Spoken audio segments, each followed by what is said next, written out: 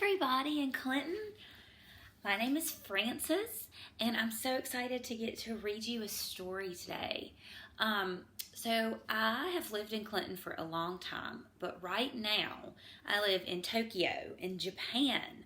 So I was going to show you, I don't know if you'll be able to see because this is kind of a strange globe, but you guys are right here in America and in Mississippi. So you're here, and I am all the way around on the other side of the world in Tokyo, in Japan. It's a really big city. There are like 40 million people who live here. So it's a big place. And I thought before I read you the story, I would just show you because it might be interesting. So some friends of mine made me this pillow, and this is my house that I lived in when I lived in Clinton. So they made me this pillow so that I would remember what it looks like, what home looks like. But I'm going to show you guys where I live now. I'm going to have to move my camera. So this is where I live now. I live way up high in one of those tall buildings. It looks just like that. And there are lots and lots of apartments. And I'm on the 26th floor.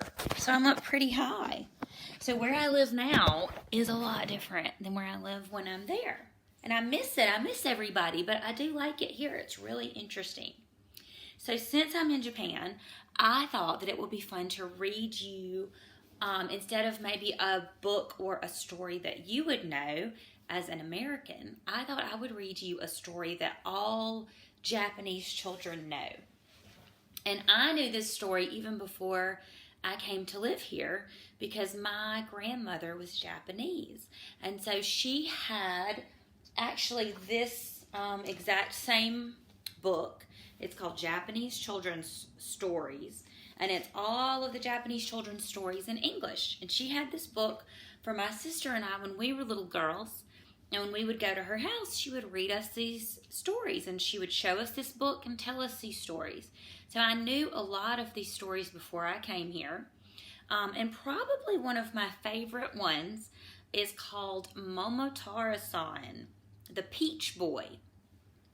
Momotaro means peach son, and then everyone says son at the end of someone's name. It kind of means friend. So like my name is Frances, so my name here in Japan is Frances Son. That's what all of my friends call me. So the little boy in our story is named Momotaro, but everyone calls him Momotaro Son because that's how you say someone's name here. So I thought I would read you this story and we'll see if you like it. Okay, I'm going to try to make it where you guys can see the pictures too. So this is called The Peach Boy. Once upon a time, there lived in Japan a kind old man and his wife. The old man was a woodcutter, and he and his wife were very sad and lonely because they had no children. One day, the old man went into the mountains to cut firewood, and the old woman went to the river to wash clothes. Now in Japan, people don't wash clothes in the river. We have washing machines just like everyone else. But this is an old story. So she went to the river to wash her clothes. No sooner had the old woman begun her washing than she was very surprised to see a big peach floating down the river. It was the biggest peach she had ever seen in all her life. She pulled the peach out of the river. See her reaching for it with the stick? She's going to get that peach out of the river.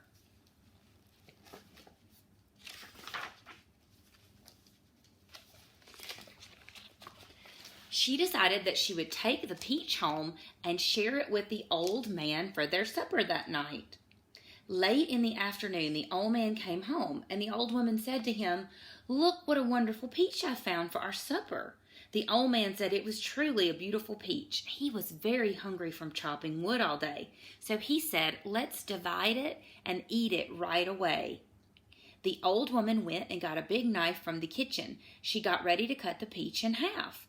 But just then a human voice cried out from inside the peach.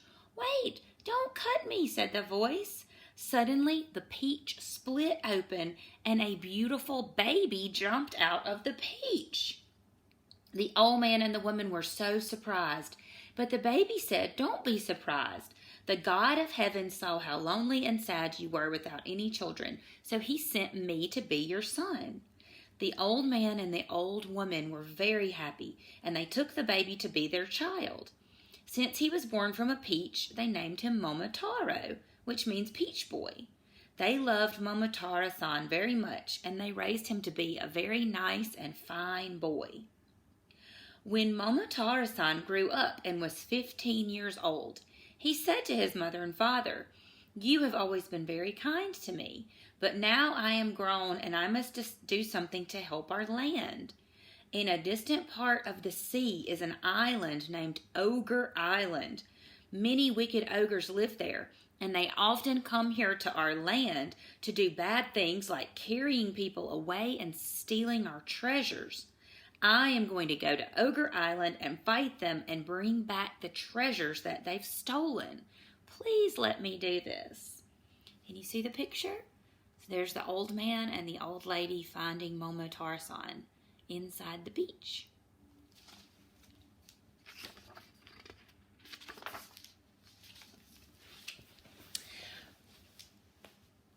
Momotaro Son's mother and father were very surprised to hear this, but they were also very proud of Momotaro Son for wanting to help other people.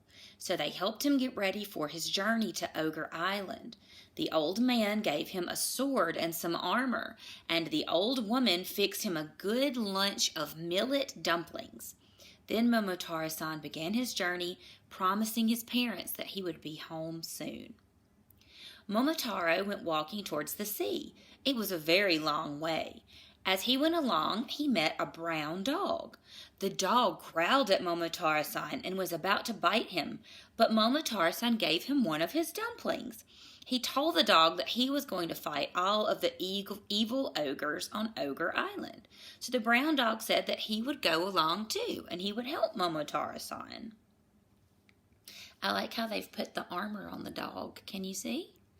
They put some armor on the dog, and there's Momotaro Son in his armor. This is what Japanese people a long time ago would wear if they were going off to fight something, or if they were in the army. This is the kind of an outfit they would wear. It looks a lot different from the uniforms that we wear now in the army, doesn't it?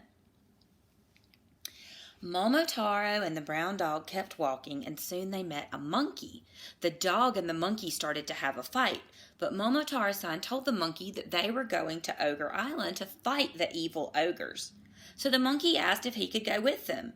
Momotaro Son said of course. He gave the monkey a dumpling, and the monkey decided to join them. So now he has a dog and a monkey. I think that would be really cool to have a monkey. A lot of you have dogs, but I don't know anybody that has a monkey. Momotaro Son, the brown dog, and the monkey kept on walking, and soon they met a pheasant. A pheasant is a bird. The dog, the monkey, and the pheasant were all about to get into a fight when Momotaro Son stepped in and told the pheasant that they were going to fight the ogres on Ogre Island. The pheasant asked if he could go too. Momotaro Son said yes, and he gave the pheasant a piece of a dumpling, and they all came along together. So now he's got the bird, the pheasant, the monkey, and the dog. Momotaro Son was their general, their leader. The brown dog, the monkey, and the pheasant, who usually hated and fought with each other, decided to become good and faithful friends. So there they go. They get in their boat, and I think this is the Ogre Island. That's where they're going to go fight the bad ogres.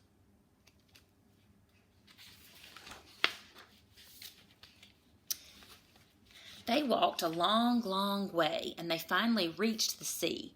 There they built a boat, and they sailed across the ocean to Ogre Island. When they came within sight of the island, they could see the ogres had a very strong fort there. There were many, many ogres. Some of them were red, and some of them were blue, and some of them were black.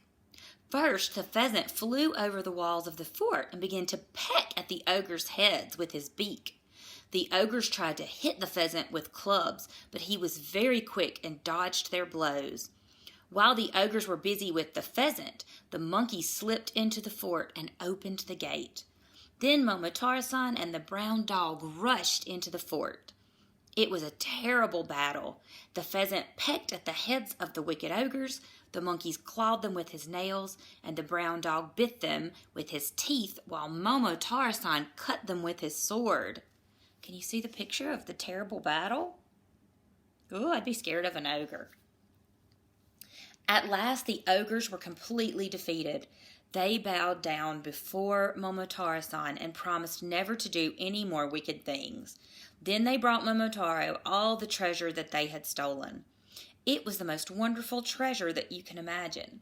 There was gold and silver and many precious jewels. Momotaro and his 3 friends carried all of this back to their boat. Then they put the treasure in a cart, and they traveled throughout the land, returning to the people all of the treasure that the ogres had stolen. Finally, Momotaro Son returned to his own home. How happy his father and mother were to see him. They were very rich now with all of the remaining treasure that Momotaro Son had brought back, and they all lived together very, very happily. Look at all of that treasure that they have. And look, the bird is pulling the cart. And on the fan, do you see the fan? The white with the red dot? That's the Japanese flag. It's different from our flag in the USA, but that's the flag that they have here on his fan. So I also thought that I would show you, isn't that a good story? I think that's a good story. I was also going to let you listen to. This story has a very famous song about it. And the song would kind of be like Twinkle, Twinkle, Little Star, or Mary Had a Little Lamb. It's a song that all of the Japanese children know the words to. So I thought it would be fun for you to listen to it, and then while we're listening to it, it's very short, we can maybe look at some of the pictures again. Okay, are you ready? Here it comes. The song is called Momotaro Son too. It's his name.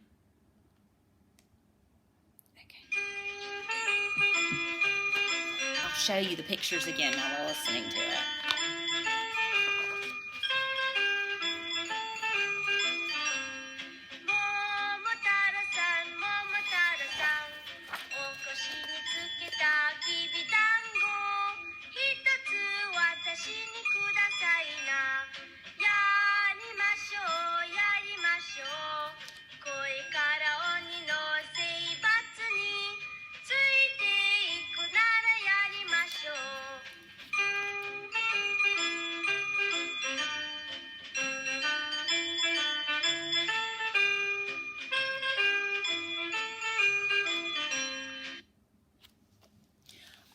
Well, I hope that you enjoyed the story. I sure miss everybody there, and I hope you're all being safe and washing your hands and staying inside as much as you can. Everybody take care, and I'll see you soon.